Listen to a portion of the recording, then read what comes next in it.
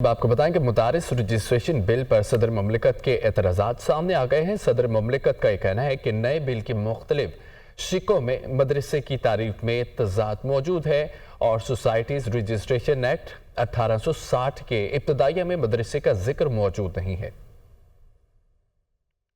मदरसों के रजिस्ट्रेशन से मफादात का टकराव होगा। ऐसे मफादात के टकराव से आलमी तनकीद का सामना करना पड़ेगा। बिल की मंजूरी से FATF और दीगर आलमी इदारे पाकिस्तान के बारे रेटिंग्स में तब्दीली ला सकते हैं। मदारिस रजिस्ट्रेशन पर सदर ममलिकत के एतराजात सामने आ गए। सदर ममलिकत ने पाकिस्तान मदरसा एजुकेशन बोर्ड आर्डिनेंस 2001 और Islamabad capital territory trust act 2020 का हवाला देते हुए कहा कि दोनों एक्ट्स की मौजूदगी में नई कानून साजी मुमकिन नहीं हो सकती। सोसाइटीज रजिस्ट्रेशन एक्ट 1860 इस्लामाबाद की हदूद में नाफिजुल अमल है। नई तरामीम का इतलाक महज इस्लामाबाद में होने के हवाले से कोई शिक बिल में शामिल नहीं। सदर ममलिकत ने एतराज किया कि मदारिस को बहैसियत सोसाइटी रजिस्टर्ड कराने से इनका तालीम के अलावा इस्तेमाल भी किया जा सकता है। नए बिल की मुख्तलिफ शिकों में मदरसे की तारीफ में तजाद मौजूद है। सोसाइटीज रजिस्ट्रेशन एक्ट 1860 के इब्तदाइया में मदरसे का जिक्र मौजूद नहीं है। सदर का कहना है कि सोसाइटी एक्ट के तहत मदरसों की रजिस्ट्रेशन से फिरका वारियत के फैलाव का खदशा होगा।